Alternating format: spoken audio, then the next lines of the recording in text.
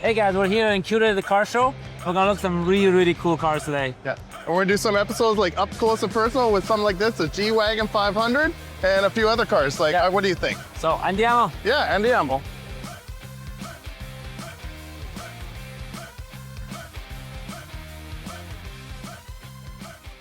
Hey guys, we're here with Tim from Trick Factory Customs. We're checking out his G-Wagon. So, Tim, we're curious, what did you start off with and how did you get it to this? Yeah. Well, this one in particular started off as a G500, which in itself is already rare. Then our customer came to us and wanted to do an off-road G. He has a couple other Gs, so he's got like a camping G, he's got, you know, your standard G63, all that. So he wanted something dedicated to off-road. So this one, yeah, we went wild with it, and it's got a very long list of things. Is it air suspension? What kind of suspension do you have No, the most significant upgrade on this is it has portal axles, which gives it an extra 5 inches of width and height. Fairly expensive upgrade. So you're probably familiar with the 4x4 squared. Yes. Same setup as that. So it gives you a lot more ground clearance. And then it has springs, and we just put King shocks in it. It's got all the Eurotech pieces in there, or Eurowise pieces to correct caster and all that stuff. So it's pretty smooth. But this is like the two-door, right? Instead of the... Yeah, so the two doors never came to North America. Yeah. So this one in particular was imported from Japan. Oh, and there's not a lot of the V8 short wheelbases. What year is this model? This one's a 1999. Wow. So you guys did the paint and everything, did the paint as well, right? So yeah, once we did portals and wheels, we made these flares. So the flares are custom made. There's a lot of little sort of 3D printed pieces that we did to give it sort of that OEM plus vibe, because we upgrade a lot of the things inside, but we wanted to keep it looking the way it's supposed to, so it didn't look like add-ons. And then he's got all his lights and gear and rock lights, and then we put an onboard air compressor system in the back so he can air up, air down. Perfect. What else did we do this thing? Good for off-roading then. Yeah, there's a huge list of things. And you can pull stuff because you have the big hook in the back or whatever. I can't see. Yeah, it's got the toe pin bumper in the front, which is like an iconic G-Wagon thing. Yeah. Then it's got a hitch in the back. It's got all the... Put all the stuff in here, or you gotta add them after? That's got a bunch of recovery gear in it. Then it's got a Latex spare tire carrier that came factory on the 4x4 square, which is an insanely expensive piece. So if I got on the top of that, it could handle my weight? Oh yeah, easy. Yeah. You can stand on the roof, no problem.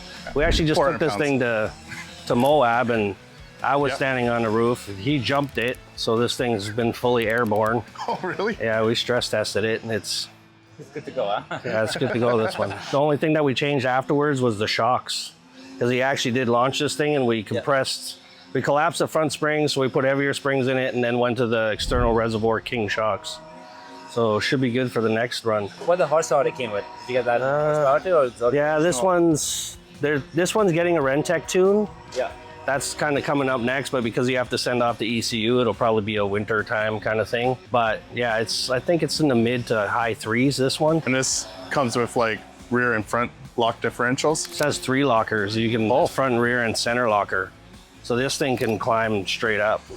Okay, so for a dummy like me, what's a central locker? Well, this has a divorce transfer case. Okay. So you can lock the transfer case as well, and you can lock the front and rear diffs in it. So then it's just all 4 wheels, and all the power is being sent equally to everything. Well, that's kind of the significance that makes them such good off-road vehicles. We rarely see them go off-road in North America, because they're, you see them at Starbucks, but they started out as military vehicles. Well, that's what I was thinking. Like, if I got something like this, I could like get to Starbucks and get my coffee and not worry about curbs and that type of stuff. Yeah, you'll be fine. You can park this thing See, this is good for you. You don't have to worry about your rims anymore. Yeah, the amount of times I fixed this guy's curved rings, this is what he needs. Yeah, exactly. See, that's what I thought too. Like, see this right here? No curving going on. I'm angry. So did you change the lights on the front of it? Like, were they like LEDs it's got upgraded lights. Okay. Because when they come from Japan, the lights actually point the opposite direction. So one of the things to make it compliant is you have to change the lights. Okay. Also, this came from Japan. Yeah. So Japan with the left side steering. Yeah, it's a status thing there. Pretty much all Mercedes that come out of Japan are all left-hand drive. Oh, wow, I did not know that. But pretty much the majority of these actually went to Japan, the short wheelbase ones.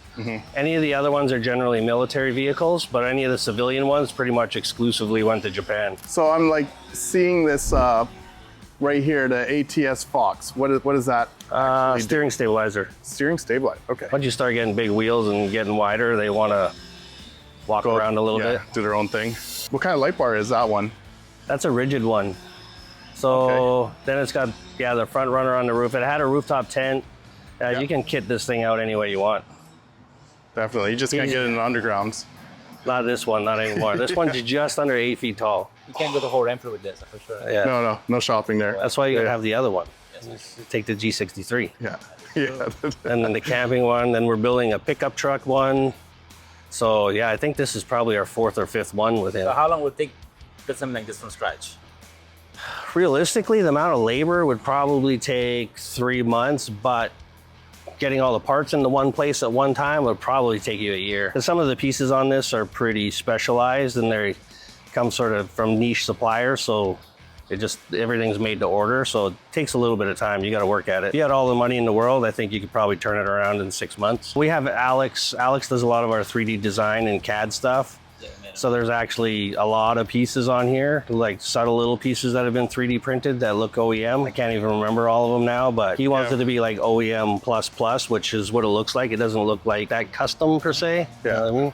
Which is kind of his vibe. The other one, short wheelbase that we have up there, the bone stock one, it's getting the OM606, and it's like 500 horsepower and 800 foot-pounds. Okay. And it's a diesel, and it's basically, he wants it more or less to be a clone of this one, except for he's doing long travel suspension because he has a house in Baja or something. He wants to be able to rip it. Yeah, that would make sense. Go for a ride. Yeah, let's go take it for a spin.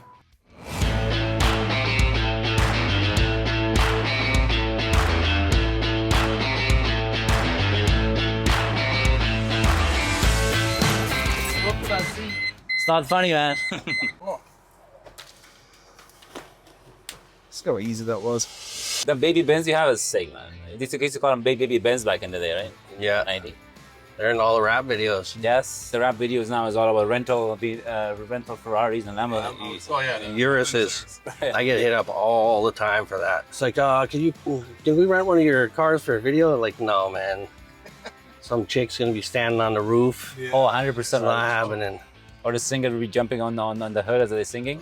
Well, I have friends that put cars in movies because we get hit up for that too. And it's like, because they think they can pay to fix anything, they'll do some wild shit. They'll cut a hole in your dash and they're like, don't worry about it. We'll just pay you for it. Yeah, we'll pay you for it. You're like, well, I don't really want to have to go through that. We had one car, can't remember what it was, some old vintage car. They literally cut a hole right through the dash into the engine compartment. They're like, don't worry, we'll pay for it. So you guys got the Curated car show coming up. Want to Yeah. tell us a little bit about that? Well, basically, I decided to put on a car show because I got tired of car shows.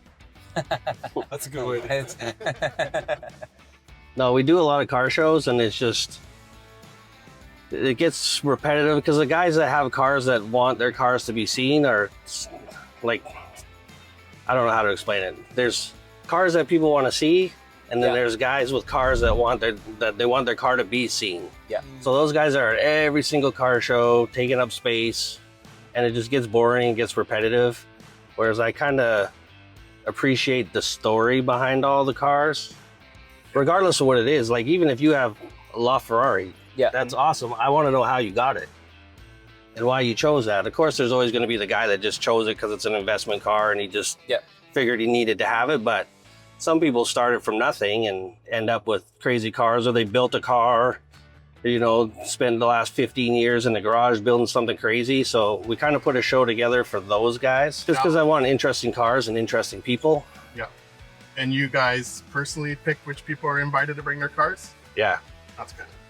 So we have a lot of friends in the industry, so you hear about these things around that are being built. So we reached out to some people. So it's probably the first car show you go to that half the cars aren't finished. You got a guy that's been working on it for, you know, his whole life, and his wife let him. See, I tell all the young guys in the shop, is that you have to buy the car now and just keep it.